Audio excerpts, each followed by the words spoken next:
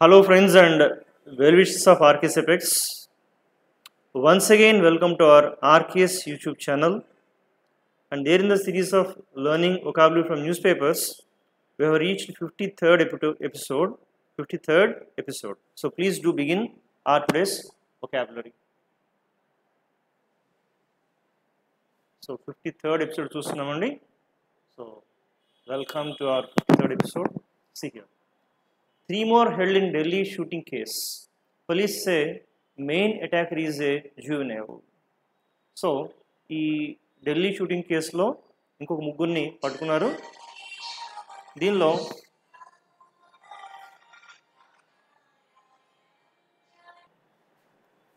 So 3 more held in Delhi shooting case. Okay, see juvenile అంటే కనుక చిన్న వయసు గల, relating to young people who are not it adults.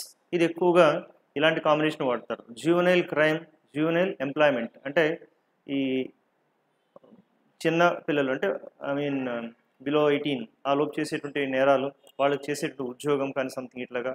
Okay, juvenile crime, juvenile employment. Juvenile offenders అంటే ఈ 18 years లోపు చేసేటువంటి నేరస్తులు, ఆ నేరగాళ్ళు ఇట్లాగంతా కూడా. What can be done to help these juvenile delinquents turn away from crime. అంటే టర్న్ అవే అంటే ఈ క్రైమ్ చేయకుండా వాళ్ళని ఆపడానికి ఏం చేస్తే బాగుంటుంది అసలు, వాట్ కెన్ బి డన్, ఏం చేయాల్సి ఉంటుంది వీళ్ళకి సహాయం చేయడానికి, వీళ్ళని ఎడ్యుకేట్ చేయడానికి అని చెప్తారు అనమాట.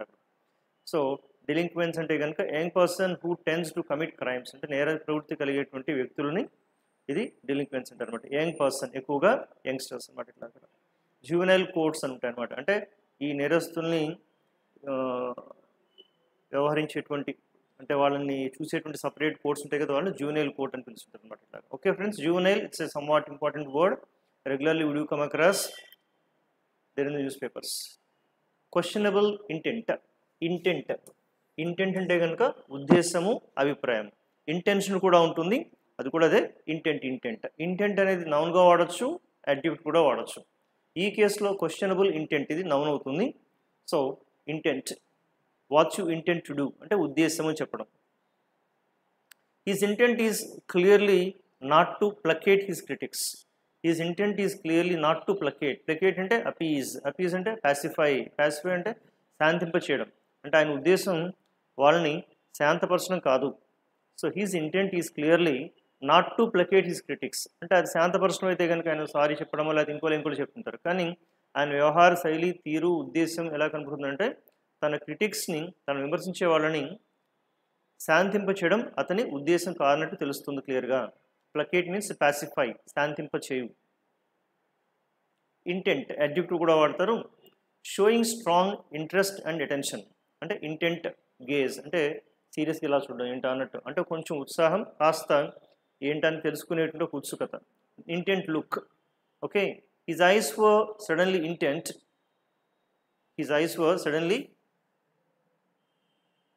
ఇంటెంట్ అంటే ఉన్నటువంటి అతని కళ్ళు ఒకసారి తీక్షణంగా ఆలోచిస్తున్నాయి, ఏంటా అని చూస్తున్నాయి. His face filled with an intent curiosity. ఆయన మొహంలో ఇంటెంట్ క్యూరియాసిటీ అంటే ఒక రకమైన క్యూరియాసిటీ, తెలుసుకోవాలనేటువంటి ఒక ఆతృత ఫేస్లో స్పష్టంగా తెలుస్తోంది.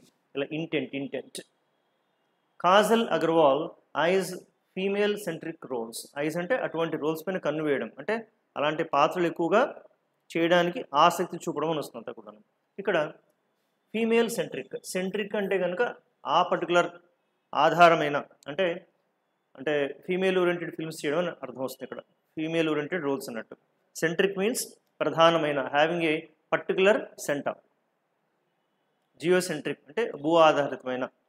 So is Amazon a consumer centric service sector అంటే అమెజాన్ అనేది కన్జ్యూమర్ సెంట్రిక్ అంటే కన్జ్యూమర్స్ని దృష్టిలో పెట్టుకొని వాళ్ళని ప్రధానంగా కలిగిన సర్వీస్ సెక్టరేనా? ఎస్. ఇట్లాగా. సో సెంట్రిక్ మీన్స్ అది బేస్ అయినటువంటి, ఆధారమైనటువంటి అని ఇదంతా కూడా. ఇక్కడ ఫీమేల్ సెంట్రిక్ అంటే female oriented, lady oriented roles ఎక్కువగా వస్తున్నాయి ఆమెకేం చెప్పడం. Nightmare starts for Rory బ్రైసన్. Nightmare అంటే ఫ్రెండ్స్ పీడకల. ఈ వర్డ్ మనం చాలాసార్లు విని ఉండొచ్చు, కానీ అది యూజ్ చేసే విధానం ఎలాగా అని తెలుసుకోవచ్చు. అంటే ఏ వర్డ్స్ అది కనెక్ట్ అవుతుంది అంటే పర్ఫెక్ట్ కొలొకేషన్ ఏంటి, పర్ఫెక్ట్ జాయినింగ్ వర్డ్స్ ఏంటి. నైట్ మేర్ పీడకల. A dream that is very frightening or unpleasant. ఏదైతే ఒక కళ మనల్ని భయపెడుతూ ఉంటుందో, కాస్త అన్ప్లెజెంట్గా ఉంటుందో అదే ఒక నైట్ మేర్గా చెప్పొచ్చు ఇక్కడ. అడ్జెక్టివ్ ప్లస్ నైట్ మేర్ అంటే ఇక్కడ ఫ్రెండ్స్ నైట్ మేర్ ఉంది కదా, అది ఎటువంటి నైట్ మేరో వర్ణించేది అడ్జెక్టివ్ అవుతుంది దాని ముందు. అంటే ఎలాంటి అడ్జెక్టివ్ ఉండొచ్చు అది? సో హారిబుల్ నైట్ మేర్, భయంకరమైన పీడకల. Terrible nightmare, so vivid nightmare, recurring nightmare, terrifying nightmare, awful nightmare. ఇక్కడ హారిబుల్, టెరిబుల్, టెరిఫైయింగ్, ఆఫుల్ ఇవన్నీ కూడా కాస్త కుడిడంగా ఒకటే అర్థం, భయంకరమైన, భయపెట్టేటువంటి ఒక పీడకల, చాలా భయంకరమైనటువంటి పీడకలు అన్నట్టు. అదే వివిడ్ అంటే స్పష్టమైన, రికరింగ్ అంటే పద్దాక అదే మళ్ళీ మళ్ళీ వస్తుంది ఒకటి. ఓకే, కొన్ని సినిమాలు చూపిస్తారు కదా, ఒక ఎపిసోడ్ అవుతుంది, ఛాక్ మళ్ళీ వేసి కూర్చుంటాడు అక్కడ, మళ్ళీ ఒక అరగంట తర్వాత మళ్ళీ కల వస్తుంది, మళ్ళీ వేసి కూర్చుంటాడు అట్లా. అలాగే రికరింగ్ పద్దాకా వచ్చేస్తుంటుంది అంతా కూడా, రికరింగ్. సో ఇది అడ్జెక్టివ్ ప్లస్ నైట్ మేర్. మరి ఇదే నైట్ మేర్ని ఏ వర్బ్ కాంబినేషన్స్తో వాడచ్చు? వర్బ్ అంటే ఎట్లాగా? Verb plus nightmare. See suffer from nightmare ఎలా చెప్పచ్చు? He suffered from a nightmare. లేదంటే హ్యావ్ నైట్ మేర్, హ్యావ్కి పాస్ట్ టెన్స్ హ్యాడ్ కదా, he had a nightmare.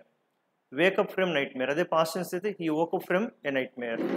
Give somebody nightmare, give somebody అంటే ఎట్లాగా? For example, the terrible accident gave him a awful nightmare. ఇట్లా ఇక్కడ friends ఇది suffer, have, wake up from ఇలా వాడతాం కదా. ఈ నైట్ మేర్కి ముందు కావాలనుకుంటే మనం ఈ అడ్జెక్టివ్స్ని కనెక్ట్ చేసి వాడచ్చు కదా. ఎలా చెప్పండి చూద్దాం. So suffer from, he is suffering from a recurring nightmare అంటే పద్దాకా వచ్చే నైట్ మేర్ తను చాలా ఇబ్బంది పడుతున్నాడు. Okay, he woke up from a terrible nightmare, he woke up from a terrible nightmare. ఇట్లా అక్కడ the accident gave him a horrible nightmare. ఇట్లా కాంబినేషన్ కూడా మనం వాడచ్చు అనమాట ఇక్కడ combination. So he still has nightmares about the accident అంటే accident గురించి అతనికి మళ్ళా పద్దాక అవి ఆ పీడకలు వస్తూనే ఉన్నాయి. Then she has a recurring nightmare about being struck in a lift. ఆవిడ ఒకసారి లిఫ్ట్లో ఇరుక్కుపోయినట్టుంది పాపం, ఆ లిఫ్ట్లో ఇరుక్కుపోతున్నట్టుగా మళ్ళీ కళలు వచ్చి ఆవిడ ఇబ్బంది పెడుతున్నాయి అంతా కూడాను. ఇలాగ నైట్ మేర్ అనేది పీడకల. ఆ కాంబినేషన్ వర్డ్స్ చూసుకుంటే చాలా బాగుంటుంది అనమాట ఇక్కడ. Okay, next gold quest. Gold quest, quest అంటే అన్వేషణ, ఒక దాని గురించి వెతకడం, సెర్చ్ చేయడం. కానీ ఇక్కడ గోల్డ్ క్వెస్ట్ అంటే కనుక ఆ బంగారు పథం కోసం ప్రయత్నించడం వస్తుంది కూడా, అంతేగాని వెతకడం అన్వేషణ అని ఈ సెన్స్లో కాదు. ఇక్కడ gold quest means PV Sindhu she is trying her best to win gold medal కదా. అప్పుడు ఏమనాల్సి ఉంటుంది? గోల్డ్ క్వెస్ట్, గోల్డ్ గురించి అంటే ఆ పథకం గురించి చేసే ఆరాటం, పోరాటం అన్నట్టు. Quest, a long search for something, especially for some quality such as happiness అంటే అదంటూ వస్తే గొప్ప ఆనందాన్ని, కాస్త ఉత్సాహాన్ని ఇస్తుంటా కూడాను. క్వెస్ట్ ఫర్ సంథింగ్ అలా వాడతారు. The quest for happiness, the quest for knowledge, quest for truth అంటే జ్ఞానాన్వేషణ, సత్యాన్వేషణ, ఆనందాన్వేషణ ఇట్లంతా కూడాను. అలాగే ఇన్ క్వెస్ట్ ఆఫ్ అని వాడతారు. సో ఈ set off in quest of adventure అంటే ఒక అడ్వెంచర్, ఒక సాహస యాత్ర కూడా చేయాలనుకుంటూ దాంతో బయలుదేరాడు. సాహసంగా ఏదన్నా ఒకటి చేసి చూపించాలన్నట్టుగా బయలుదేరాడు. ఈ set off in quest of adventure.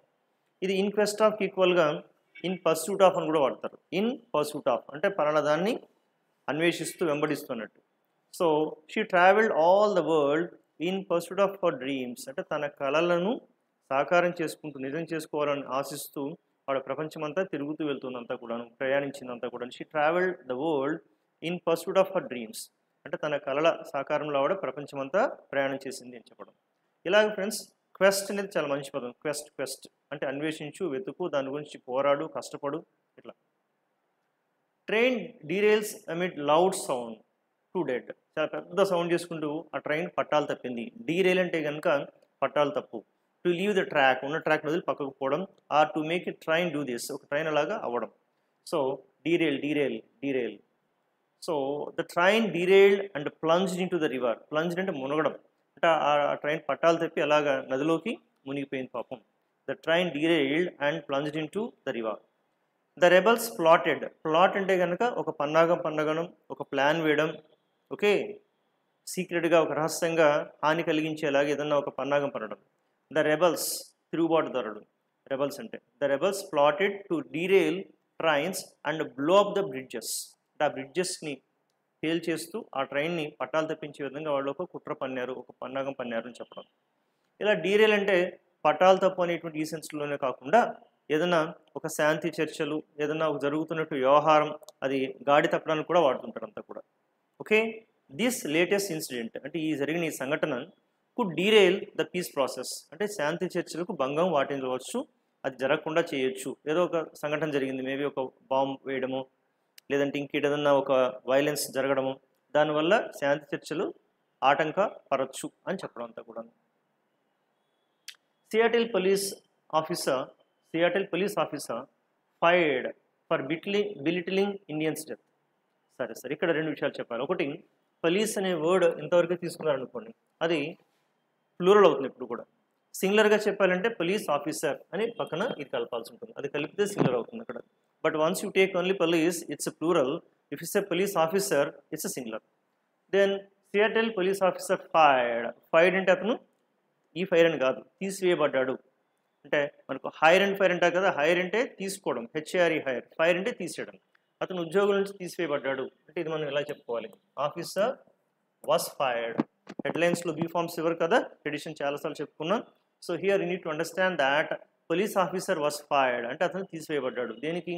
For belittling Indian's death, అంటే ఒక ఇండియన్ భారతీయురాలు ఆవిడ చనిపోవడం జరిగింది. అతన్ని ఆ పోలీస్ ఆఫీసర్ దాన్ని చాలా తేలిగ్గా, అల్పంగా, స్వల్పంగా పట్టించుకోకుండా చేశారనమాట ఇక్కడ. సో బిలిటిల్ మీన్స్ చిన్న చూపు చూడడం, తక్కువ చేసి చూడడం, పట్టించుకోకపోవడం అనమాట. ఆ బిహేవియర్, ఆ యాటిట్యూడ్కి అతను తీసివేయబడ్డాడు అంటే జాబ్ నుంచి తొలగించబడ్డాడు. To make somebody or the things that somebody does seem unimportant, అదొక అన్ఇంపార్టెంట్గా, ఒక తక్కువగా, ఆ చిన్న చూపు చూడడాన్ని బిలిటిల్ అంటారు. Belittle. She felt her husband constantly belittle her achievements. ఆవిడ అనుకుంటుంది పద్దాక వాళ్ళ హస్బెండ్ తన సాధించిన ఘనతను, తను సాధించిన విజయాలని చేసేవాళ్ళు పెద్ద అంటూ చిన్న చూపు చూస్తూ అదేదో కూరలో కరివేపాకులాగా పక్కన పెట్టేస్తారు అంతా కూడా. అలా ఆవిడ భావించింది, ఇతను పద్దాక నన్ను, నా కాన్ఫిడెన్స్ లెవెల్ని తగ్గిస్తున్నారు, ప్లస్ నా విజయాలను కాస్త చిన్న చూపు చూస్తున్నారు అని ఆవిడ గ్రహించింది. బై సేయింగ్ దిస్, ఇలా అని చెప్పి, I do not mean to belittle the importance of his role, అంటే అతను చేసిన రోల్, అతని పాత్రని కించపరచాలని, తగ్గించాలని, చిన్న చూపుతున్న నా ఉద్దేశం కాదు. బట్ నా కామెంట్ ఏంటంటే అని సమర్థించుకుంటారనమాట. ఓకే, ఏదో కామెంట్ చేశారు అతను, ఏదో అంటే అతని పెర్ఫార్మెన్స్ కోసం కావచ్చు, దేనికైనా కానీ, బట్ అతను చేసిన స్టేట్మెంట్ అతను ప్రొటెక్ట్ చేసుకుంటాడు. ఓకే, ఏమని?